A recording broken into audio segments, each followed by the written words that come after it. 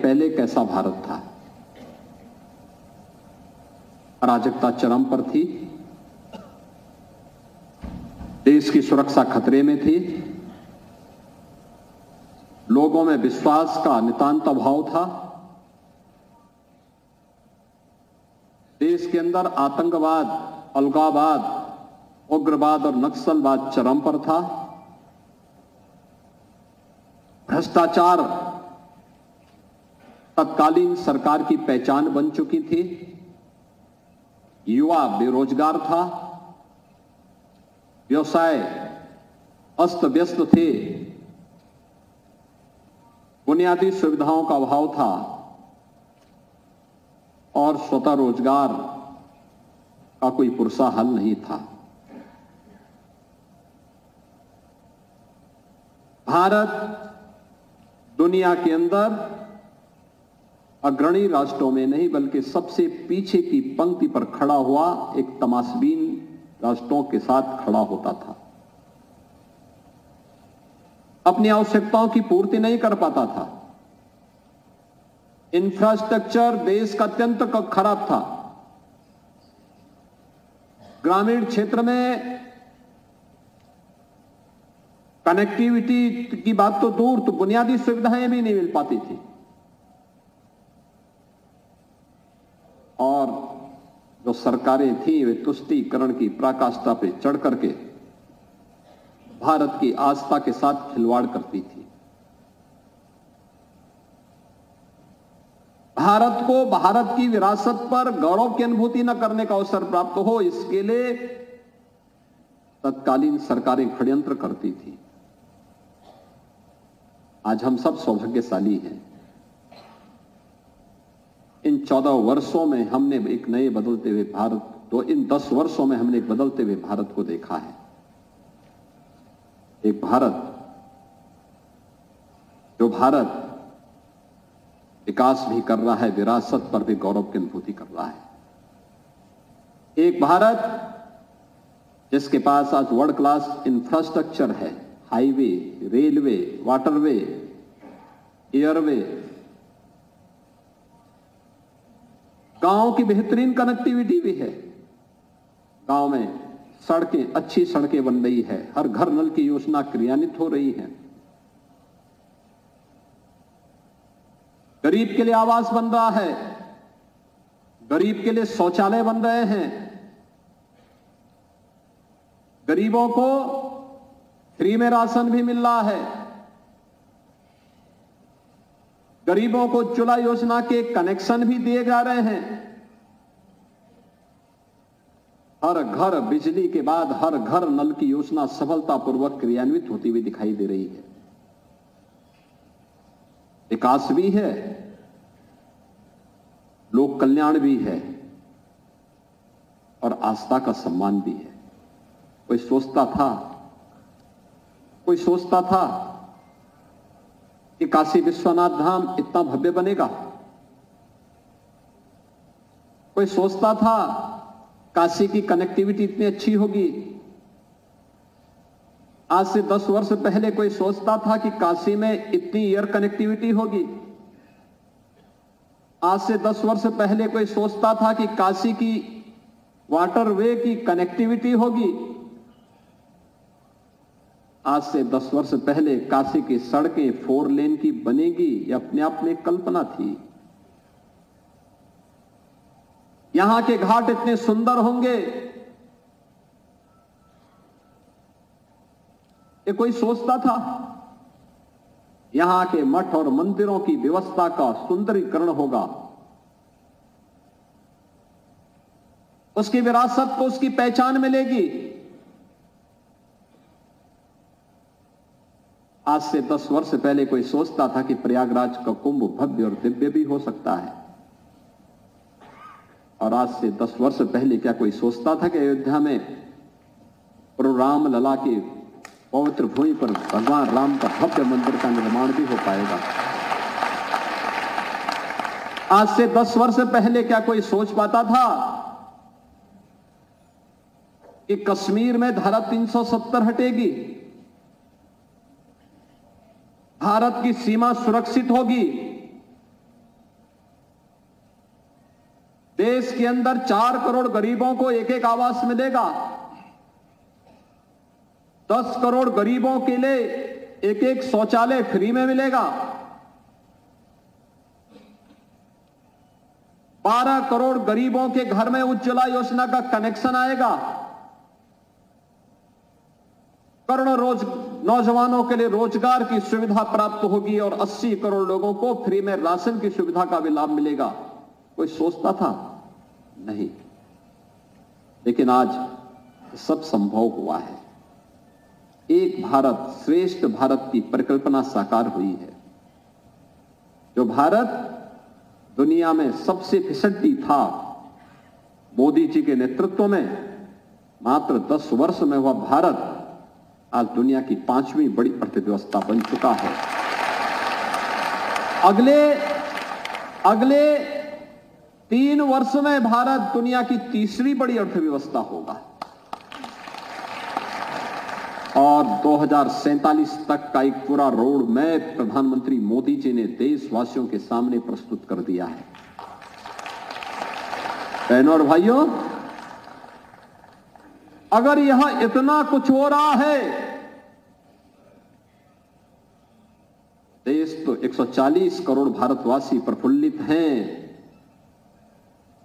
उत्तर प्रदेश की 25 करोड़ लोग प्रफुल्लित हैं, तो काशी को तो और भी प्रफुल्लित होना चाहिए, क्योंकि काशी को श्रेय जाता है कि देश की संसद में प्रधानमंत्री मोदी जी काशी का प्रतिनिधित्व करते हैं। काशी के सांसद हैं, लोकप्रिय सांसद हैं। एक सांसद जो सामान्य सांसद है वह भी इतना समय नहीं देता है अपने संसदीय क्षेत्र के लिए जितना प्रधानमंत्री मोदी जी अपने संसदीय क्षेत्र के लिए समय देते हैं। क्या शिक्षा हो, क्या स्वास्थ्य, क्या इंफ्रास्ट्रक्चर हो, या मोहल्ला और गांव की कनेक्टिविटी, क्या पेयजल की सुविधा हो, या फिर यहां के घाटों के सुंदरीकरण का, मठ और मंदिरों की व्यवस्था को व्यवस्थित रूप से सुंदरीकरण योजना के साथ जोड़ना, काशी की जल, थल और वायु की कनेक्टिविटी को बेहतरीन करने का, यहां की आध्यात्मिक और सांस्कृतिक पहचान को बनाए रखते हुए एक नए कलेवर और एक नई काया के साथ काशी को वैश्विक मंच पर प्रस्तुत कर देना, यह काम प्रधानमंत्री मोदी जी के नेतृत्व में 10 वर्षों में हमने बदलती हुई काशी को देखा है।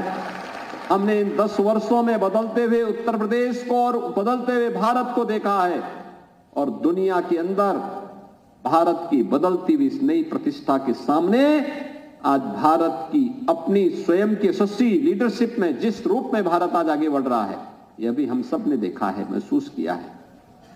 और उन स्थितियों में हम आज अनंत चतुर्दशी के दिन, भगवान विश्वकर्मा की इस पावन जयंती के दिन, देव शिल्पी की पावन जयंती के दिन, नए भारत के शिल्पी के जन्मदिन के साथ यहां जुड़ रहे हैं। तो स्वाभाविक रूप से मोदी जी ने देश को बहुत कुछ विजन दिया है। डिजिटल इंडिया उनमें से एक है, और डिजिटल इंडिया के क्रम में आज आपने देखा होगा कि यहां पर आज हमने एक और जहां विद्या शक्ति कार्यक्रम IIT चेन्नई के साथ मिलकर के काशी के पहली, दूसरी, तीसरी क्लास के बच्चों के लिए एक नया अभिनव प्रयास यहां प्रारंभ किया गया है। वहीं यहां के सभी विद्यालयों में स्मार्ट क्लास का शुभारंभ भी आज प्रधानमंत्री मोदी जी के पावन जन्मदिन पर हो रहा है। शिक्षा प्राथमिकता है। सभ्य, सुसंस्कृत और समर्थ समाज की आधारशिला है, और स्मार्ट क्लास के साथ हमारी नवीन पीढ़ी भी जुड़ सके, टेक्नोलॉजी के साथ जुड़ सके। डीबीटी के माध्यम ने देश के अंदर और दुनिया के अंदर एक नई क्रांति लाई है। तमाम प्रकार की योजनाओं के माध्यम से मोदी जी ने आज के युवाओं के जीवन में एक नया परिवर्तन लाया है। उनकी आकांक्षाओं को उड़ान के लिए नए पंख दिए हैं। उन स्थितियों में हम सब आज इस योजना के साथ जुड़ रहे हैं, और साथ ही साथ यहां पे पीएम विश्वकर्मा की योजना, मेरा मानना है राष्ट्रपिता महात्मा गांधी की ग्राम स्वराज की परिकल्पना को साकार करता हुआ हमारे गांव कभी प्रतंत्र नहीं रहे। शासन सत्ता पर इसकी निर्भरता न्यूनतम थी या ना के बराबर थी। आजादी के पहले के गांवों को देखिए, आज जिन्हें पीएम विश्वकर्मा के माध्यम से जिन कारीगरों को, जिन हस्तशिल्पियों को सम्मान दिया जा रहा है, उनका प्रशिक्षण दिया जा रहा है, उन्हें मान दे दिया जा रहा है, उन्हें वहां पर टूल किट जो उन्हें टूल किट उपलब्ध कराए जा रहे हैं, यह उनके स्किल डेवलपमेंट के साथ एक व्यवस्थित प्रशिक्षण के बाद आज इस कार्यक्रम को आगे बढ़ाने के साथ ही उन्हें बैंक के साथ जोड़ने का भी कार्यक्रम हो रहा है। और भगवान विश्वकर्मा की पावन जयंती का अवसर इससे अच्छा हो ही नहीं सकता कि हम गांव के कारीगर को, जो विश्वकर्मा के रूप में काम कर रहा है, और कारपेंटर होगा, राजमिस्त्री होगा, गांव का नाव होगा, गांव का लोहार होगा, गांव का हलवाई होगा, गांव का सुनार होगा, या गांव में काम करने वाले जो 16-17 प्रकार के कारीगर और हस्तशिल्पियों को चिन्हित किया गया है, इन सबको एक सम्मानजनक जीवन जीने के लिए आज जिस एक नए अभियान को प्रधानमंत्री मोदी जी ने 2023 में प्रारंभ किया, पीएम विश्वकर्मा के माध्यम से, उस पीएम विश्वकर्मा के हमने कुछ कारीगरों को यहां सम्मानित किया है, मंच पर सम्मान किया है, और मैं उन सबको हृदय से बधाई देता हूं कि वे आज प्रधानमंत्री मोदी जी के इस विजन के कारण वे भी अब तेजी के साथ आगे बढ़ेंगे। काशी के ग्रामीण क्षेत्र में जितनी भी ग्राम पंचायतें हैं, ग्रामीण क्षेत्र में उन सभी 694 गांवों में स्वच्छता का अभियान एक नई ऊंचाई तक वो प्राप्त करेगा। और वहां स्वच्छता भी होगी तो सैनिटाइजेशन भी होगा, फॉगिंग भी होगा। बीमारी से बचना है, जितनी विषाणु जनित बीमारियां हैं उन बीमारियों से बचना है तो इस मौसम में सावधानी रखनी पड़ेगी। टाइफाइड क्यों होता है? जब हम अशुद्ध जल जहां तहां का पानी पी लेते हैं। अगर आप पानी गर्म करके पिएंगे, गुनगुना करके, जब ठंडा हो जाए छान करके उसको पीजिए, कभी टाइफाइड नहीं होगा।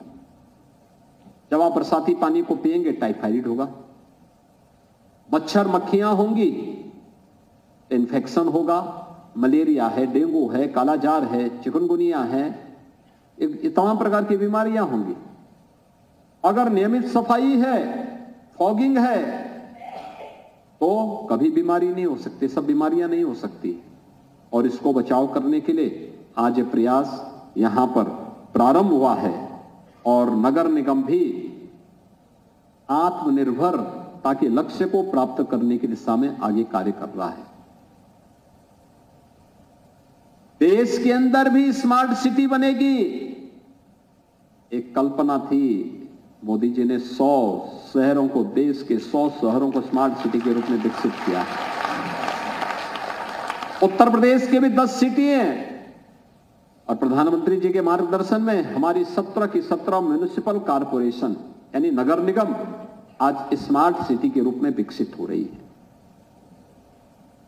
डोर टू डोर कूड़ा कलेक्शन का हो, सॉलिड वेस्ट मैनेजमेंट के कार्यक्रम हो, शुद्ध पेयजल का कार्यक्रम हो, इंटीग्रेटेड ट्रैफिक मैनेजमेंट सिस्टम के माध्यम से हम ट्रैफिक की व्यवस्था का संचालन भी एक जगह से बैठ करके कर सकें, कूड़ा कलेक्शन की निगरानी भी कर सकें और साथ साथ सुरक्षा के भी बेहतरीन माहौल दे सकें।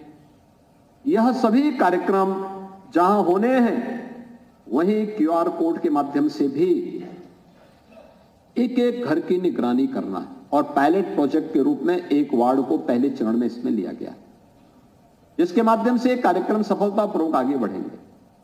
टैक्सेशन की व्यवस्था भी उसके साथ जुड़ेगी। टैक्स आएगा, अनावश्यक रूप से किसी भी प्रकार का कोई बंधन नहीं, आपको स्वेच्छा से इस कार्यक्रम के साथ जुड़ना है। और मुझे लगता है कि हमें जुड़ना चाहिए बेहतरीन सुविधा के लिए, अपनी संस्थाओं को मजबूती प्रदान करना, उसको आगे बढ़ाना। और यह कार्य आज वाराणसी नगर निगम ने एक वार्ड में पायलट के रूप में लिया है और प्रयास होना चाहिए कि पूरे काशी में हम लोग इस कार्यक्रम को समयबद्ध तरीके से आगे बढ़ा सके। काशी नगर निगम कई मायनों में देश के लिए एक रोल मॉडल है, लेकिन हमें फिर भी इसको और मजबूती के साथ आगे ले जाना है, एक गति देनी है इसमें। और उस गति को देने के लिए आज यहां पे टेक्नोलॉजी का बेहतरीन उपयोग किया जा रहा है। स्वच्छता के लक्ष्य को प्राप्त भी करना है, लेकिन साथ साथ जो लोग काम कर रहे हैं, जो इस अभियान के साथ जुड़े हुए हैं, उनको समय पे मानदेय मिल सके, समय से उस प्रकार के इक्विपमेंट प्राप्त हो सके, समय पे हर प्रकार की सुविधाओं से संपन्न किया जा सके। जो निर्धारित टैक्स जिस व्यक्ति को जिस कार्य के लिए देना है, अपने QR कोड के माध्यम से उसे उपलब्ध करा सके। ऑनलाइन पोर्टल से दुकानों का किराया, जो लगभग 2200 दुकानें नगर निगम की हैं, इन दुकानों का किराया समय पे मिल सके, इसका भी एक पोर्टल विकसित हो रहा है। एक सिस्टम क्रिएट टेक्नोलॉजी के माध्यम से कोई आपके दुकान में ना आने पाए, अनावश्यक रूप से किसी को आने जाने की नौबत ना आने पाए, इन सभी चीजों के साथ आगे कार्य करना। और नगर निगम एक और कार्यक्रम का शुभारंभ भी कर रहा है, वृक्षारोपण के लिए कुछ सिटी फॉरेस्ट की व्यवस्था, मियावाकी फॉरेस्ट के रूप में, जिसकी चर्चा अक्सर अपने मन की बात में प्रधानमंत्री मोदी जी करते हैं। उस कार्यक्रम को भी आगे बढ़ाने के लिए एक निश्चित संख्या में वृक्ष लगाने के कार्यक्रम को भी यहां पर आगे बढ़ाने का कार्य हुआ है। और नगरीय के साथ साथ ग्रामीण क्षेत्र में भी कुछ कूड़ा कलेक्शन के लिए, स्वच्छता के लिए जो वाहन लगे हुए हैं, उनको भी आज प्रधानमंत्री मोदी जी के जन्मदिन पर यहां पर आज फ्लैग ऑफ किया गया है। बहनों और भाइयों, जैसे मैंने आपको बताया, देश के अंदर 100 स्मार्ट सिटी, 500 अमृत योजना के अंतर्गत बुनियादी सुविधाओं से आच्छादित होने वाले नगर निकाय, ये सब तेजी के साथ आगे बढ़ रहे हैं। प्रधानमंत्री मोदी जी के नेतृत्व में भ्रष्टाचार पर प्रहार, ये डिजिटल इंडिया के माध्यम से, डीबीटी के माध्यम से हर लाभार्थी के खाते में पैसा जाने के क्रम में आज ये देखने को मिला है। और साथ ही साथ हमने ये भी देखा है कि एक पेड़ मां के नाम के आह्वान के साथ करोड़ों लोगों ने इस अभियान के साथ जुड़कर किसी सफलता की नई ऊंचाई तक पहुंचाया है। मुझे बताते हुए प्रसन्नता है कि उत्तर प्रदेश ने एक ही दिन में हम लोगों ने पूरे प्रदेश के अंदर वृक्षारोपण महाअभियान प्रारंभ किया और एक ही दिन में 35 करोड़ 59 लाख वृक्षारोपण का कार्यक्रम अकेले उत्तर प्रदेश के अंदर हुआ। एक पेड़ मां के नाम। याद रखना, पेड़ इस प्रकृति को बचाने के लिए, शुद्ध ऑक्सीजन उपलब्ध कराने के लिए, प्राणवायु उपलब्ध करवाने के लिए, कोई भी मनुष्य हो, कोई भी जीव जंतु हो, पानी के बगैर कुछ दिन रह सकता है, भोजन के बगैर भी कुछ दिन रह सकता है, लेकिन ऑक्सीजन के अभाव में वह बहुत यानी कुछ भी ज्यादा देर तक नहीं जीवित रह सकता। यह हमारे जीवन का आधार है। लेकिन आज आधुनिक सोच और वैज्ञानिक विकास और नियोजित विकास के कारण आज निरंतर प्रकृति पे इसका दुष्प्रभाव पड़ा है। क्लाइमेट चेंज उसका परिणाम है। लगातार बारिश होते रहना, मूसलाधार बारिश एक साथ, साल भर की बारिश एक साथ आ जाना। साल भर में अगर रुक रुक करके बारिश होती है तो उसका लाभ किसानों को प्राप्त होता है, सभी लोगों को प्राप्त होता है। लेकिन अगर साल भर का एक ही बार में बरस जाएगा तो उसका दुष्प्रभाव भी पड़ेगा, नुकसान भी होगा और इसीलिए कहीं पे ग्लोबल वार्मिंग की चेतावनी आती है, हीट वेव चलते हैं, कभी कोल्ड वेव चलते हैं। लोग उस दुष्प्रभाव से हमेशा सशंकित रहते हैं। इससे बचाव के लिए, पर्यावरण को बचाने के लिए क्या कुछ हो सकता है? इसके लिए अधिक से अधिक वृक्षारोपण लगाना, प्लास्टिक से मुक्ति पाना, यह कार्यक्रम का हिस्सा हो सकता है। और प्रधानमंत्री मोदी जी के आह्वान पर नगर निगम वाराणसी भी इस कार्यक्रम को तेजी के साथ आगे बढ़ा रहा है। उन्होंने अवैध कब्जे से मुक्त करा करके जमीनों को सिटी फॉरेस्ट के रूप में विकसित करने का निर्णय लिया है। कल मैंने भी कहा है प्रशासन से, विकास प्राधिकरण से भी और सिंचाई विभाग से भी, वरुणा नदी के दोनों तटों पर आने जाने के लिए एक ग्रीन फील्ड रोड देने, नदी के अंदर जब पानी कम होगा जगह जगह चेक डैम बनाने, और जब गंगा जी का लेवल ऊपर हो तो वहां पर फाटक बंद हो जाए, यहां का पानी हम लोग रेगुलेटर के माध्यम से उस पार फेंके, पंप के माध्यम से उस पार फेंके, जिससे वरुणा नदी के दोनों तटों पर रहने वाले लोगों को भी